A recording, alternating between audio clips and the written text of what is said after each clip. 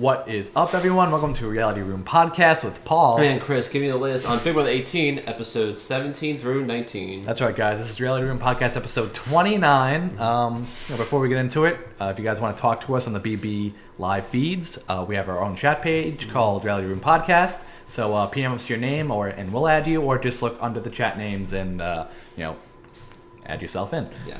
Let's talk some game together, guys. Let's talk about episode 17, which is the veto competition episode.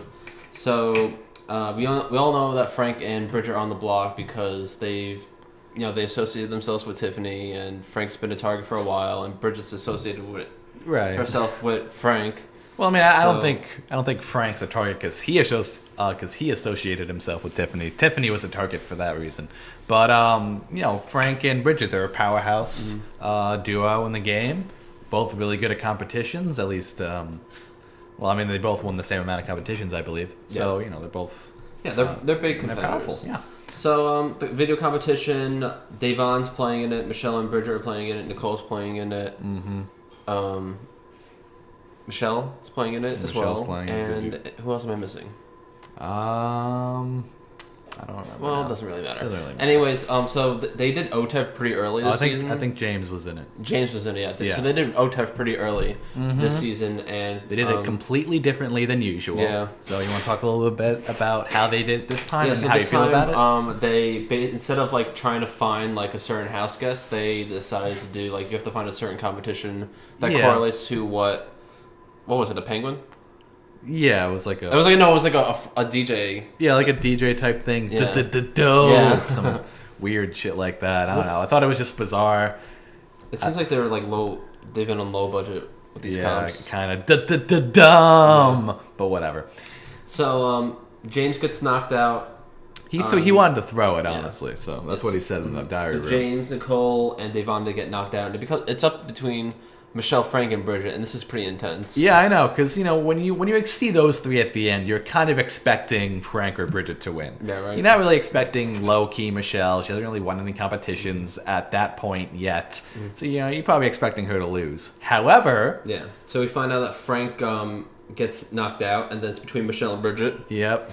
And which is the mantra for this entire Michelle episode. versus Bridget. That's what the episode's called. Basically. And Michelle pulls it off. She wins the power veto. Good for her. Yeah, I mean, whatever. Yeah. I would have rather Frank or Bridget to win personally, but whatever. So Michelle's in the storage room, they're all dancing. Yay, we're finally gonna get Frank out of this house. Yay! And I'm just sitting at home like, boo! Yeah. So Frank's not giving up though. He's gonna talk to Michelle about trying to use the veto on him and try to pretty much backdoor Davon. And Paul gets pissed off, yeah, because he sees them talking or whatever, and it's kind of just yeah. I mean, he's just trying to save himself, Paul, while he's pissed off, and he tries to call out Frank on it, which is kind of. I don't even know. I thought it was just stupid. Wasn't it stupid? He's just like, oh, well, why are you talking to Michelle about using the veto? He's like, because I'm trying to save myself. He's like, oh, you're throwing my name out there, aren't you? And Frank's like, I mean, no. I don't blame him for thinking that because he did put him on the block. For being a paranoid asshole? It's Big Brother. Get over it. It was the first week he put him up, and he wasn't even the target. It doesn't even matter. It doesn't even matter. Paul's getting so upset for playing got so upset at Tiffany for being emotional and paranoid, and then he's all emotional and paranoid, and it's okay if I do it. Whatever. I don't know. Well, regardless. Anyways, pissed. Yeah, pissed. Pissed. So they have this huge house meeting, and Frank is trying to convince Michelle to use the veto on Frank, so that way James can put Davon on the block. Right. And even if that happens, I don't even think James would put Davon on the block. I don't know either. I mean, she's been a little sketchy with him lately because I don't remember if this was this episode, but they did talk to him about trying to get out some of the couples in the house. Yeah. And James was like, I'm in a showman's too. Yeah. And Davon's like, yeah. So nevertheless, doesn't really work out. Paulie gets pissed off. It pretty much calls Frank out. You're not staying this week. That's it. Yeah, I mean, honestly, everyone in that room, were you watching on the live feeds? I was watching it. Yeah, they were all quiet. Yeah, no one was saying anything. It wasn't a real house meeting. People can't people can't talk anymore. Like people just can't have a conversation. Like it's so easy. Just say, "Listen, I'm sorry, Frank. You're going home. Yeah. It's okay." I appreciate Paulie for actually saying something, and Frank did too. Yeah, Frank did too. And Day, she talked a little bit too, but they didn't really show it. So before the veto meeting happens, we talked about this last episode. There's a huge argument between Michelle and Bridget, and I was kind of curious on how they were going to edit this portion of it. I thought they edited it really well. Oh my god. And Chris thought the opposite. I don't know. Like I don't think Michelle's like a villain. I just think that she just doesn't want to be associated with Bridget at all. Okay, but it's just for a stupid reason though, and I don't know. I just think it's a little catty of her, and obviously she's going to be portrayed as a mean girl if you don't like someone for no real reason. She just says, "I don't like you as a person." That's a little mean, don't you think? But nonetheless, Bridget said some things too, but it is what it is, and they argued about it, and it really doesn't help because Michelle decides not to use the veto, and Frank and Bridget are... One of them's going on. Well, after before that, Michelle was crying to Frank in the room. She's like, I want to be with you and Jerry. I love you. Yeah. And I'm just sitting there like, Michelle, I mean, I get you're a super fan and everything. You were in the house with this guy for like 40 days. I know. Like you didn't see him enough? It's been 6 weeks.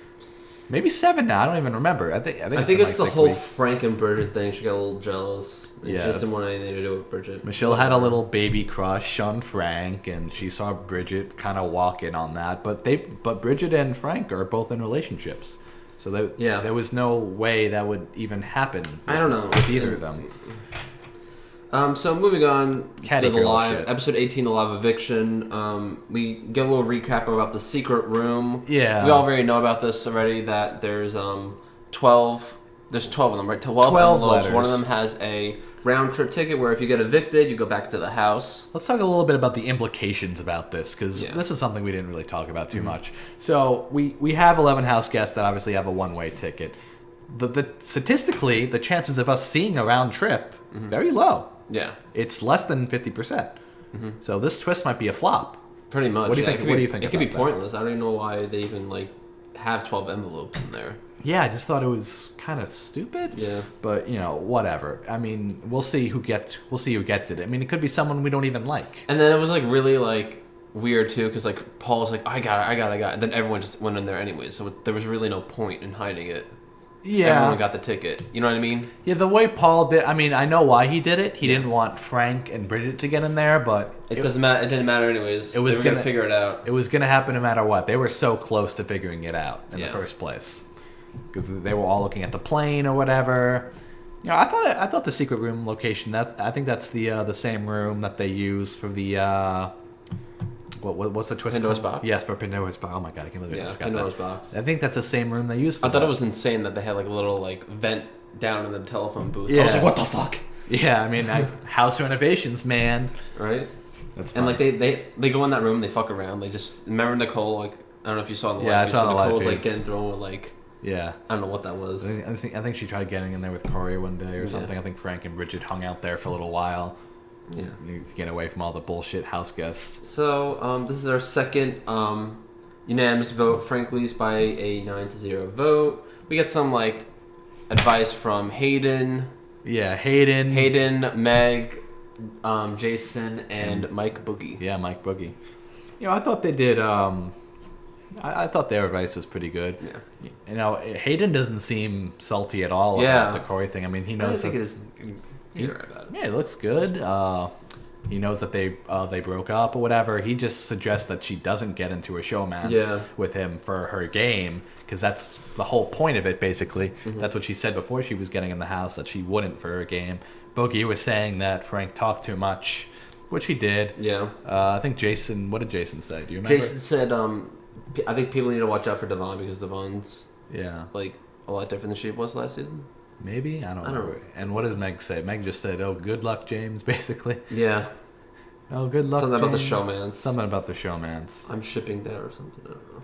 There's just so many showmances this season. Yeah, regardless, let's talk about this. Oh, so he leaves and Frank doesn't get back into the house. Yeah, they opened the envelope up. It didn't even really look like... I couldn't really tell if he even wanted to go back in.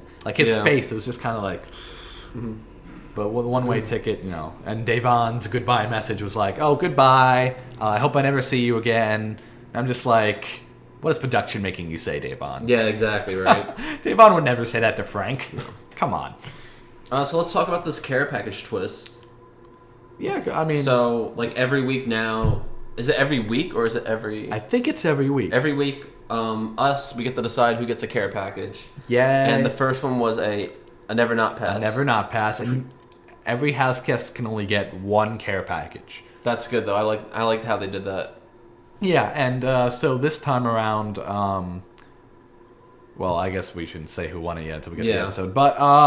yeah, it was a never not pass, and I think they're doing 5 care packages for the next... Do you want to talk about that, or you want to talk about that later? Which one's there? You can talk about it. Because I don't know all of them in order. I just know that it's the never not pass, and then one house gets to, I think, take out 2 votes. Yeah, I saw about that. Devon gets that again. Well, I don't think it would be until next week. Yeah. And Devon might be gone already. Right. I'm not sure. So there's a lot of twists still going on, which I mean, they're not like too big. They do have an effect on players' gameplay, but I think by the end of it, the effects will be very, very huge. Yeah, once there's fewer people. And I don't really like it when projection gets involved. Yeah. Like I don't like the secret room twist. No, I think it's stupid. Mm-hmm. Plus, it could be made irrelevant. Exactly. Yeah. So what's the point if no one that gets evicted has the round trip? So it's kind of pointless in that sense. The care package, if it was like little things, like not things that affected the game, like 2 votes that still affects the game. Yeah. That could change. That can. And then one of them was like a second HOH. Yeah. I don't know, man. Yeah. I'm just so like not into like these big twists. Just play Big Brother. Right. Let's get into episode 19. The HOH competition. They have to pretty much roll a ball. Yeah. And get it all the way to the end. Right. So they have this yellow ball and this red ball, and they practice with the yellow ball for as long as they want. And Natalie gets like 3 in a row. Yeah. She did with the yellow ball, and then she gets when she got the red one, she just got like 5. I think it was like a 2 actually. Yeah. Even worse. Mm-hmm. So. Paul wins. Yeah, and the people that get the 4 lowest were the have-nots, and that was Corey, Paulie, Natalie, and who else was that? Do you remember? I have no idea. I think it's just 3 have-nots, but regardless. No, it is 4, but she got the thing later. Right. It was Zakiya. Yeah. Okay. So Paul wins HOH. And it seems like everyone's ecstatic. So your boy wins HOH. He's ecstatic. He's excited. He loves it. Your boy's in charge for the week. PP. Let's go. Getting homegirl out. Bye, Bridget. Later. Right. So when Paul wins HOH, they keep talking about, like, obviously Paul wants to get Bridget out, wants to end the whole entire Frank and Bridget combination. And everyone's down to do that. Except for Paulie, because Paulie wants to get Devon out of the house because she's stirring up trouble. Pissed. And I think Paul doesn't want to do it, and James doesn't want to do it either. James trusts Devon. But it seems like that's what the house wants, though. And, I mean, if we get to the spoilers later, I mean, I guess the plan kind of is still in place. But, Yeah, so let's talk about, like, the whole entire pawn stuff that's been going on. The pawn debacle, Nicole. Nicole wants to go on the block because she's never been nominated. Zakiya says she doesn't want to do it. And, I mean, honestly, didn't really matter. No, it didn't. And I'm glad the person who got nominated for eviction did, because it makes sense about the whole entire pawn, like, winning the veto. Yeah, and let me just say one thing about Paulie here, because Paulie was the one that ended up getting on the block and volunteering or anything. Right. Like he's last on Jokers, but you have to give it to him. At least he fucking steps up. Yeah, right. Like, unlike these other losers, people, basically, they're like, oh, I don't want to go on the block. This is the second time. This is the second time that Paulie has volunteered to be a pawn. Second time. He doesn't care. And Paul and Paulie are just like, let's be pawns, like pawn buddies. Let's talk about this though. If let's say Paulie didn't win veto and Paul didn't, do you think Paulie would have went? Yeah, I think so too. But you know what? Paulie's willing to take the risk. Yeah, exactly. He's willing to take the risk. That's good for him, honestly. I like people that are risk takers, unlike people like Nicole, who same scenario, she probably would have left too. Yeah, exactly. And Zakiya probably would not have. But I don't even know what that veto competition was, but regardless, yeah. So we find out who gets the care package. It's Natalie. I'm so excited! Thank you, America! Yeah. Thank you! It's like So- Christmas! She gets the never not pass, and she's never gonna be a have not, which is pretty good. Yeah, and she was a have-not this week, so it actually worked out. Yeah. How do we feel about? Because I know on the live feeds, people saw it as a, like, okay, Natalie's liked by everybody. What's up with this? Yeah, I mean, that's why people did not want to give Natalie the care package. There was a lot of people that were saying, okay, let's give it to someone we don't like because the benefits are going to get better later on. Can I make a sequester reference? Go ahead. Okay. Well, I mean, we've seen like Don't make it too long. it's gonna be short. So yeah. So when people get like advantages or people pick favoritism, like it makes them a target. Yeah, it does. Sometimes. Yeah, sometimes. So that's why I was kind of worried about Natalie. I was like, well, what if Natalie? And when I found out about the care package, it's only one per house guest. I'm like, that's good. It's even. It won't. Because Yeah. if she got 2 in a row, people would be like, okay, fuck this. Well, she probably would get 2 in a row. She is the favorite right now, her and Yeah. James. And to a lesser extent, actually, for some reason, Bridget. I don't know. Yeah. I don't know when that happened, but I don't mind Bridget anymore. But Yeah. I don't know, it's just a But little- regardless, I mean, I don't think they're gonna make too big of a deal. I think Corey wanted to get it really badly because he's tall and he can't really fit Yeah. in those carts. Yeah, and I understand that. Yeah. But Corey's like, oh, I'll just get a better benefit later on in the game, and I'm just thinking to myself, Corey, you're not that liked, so, so probably not. Like, sorry. Yeah.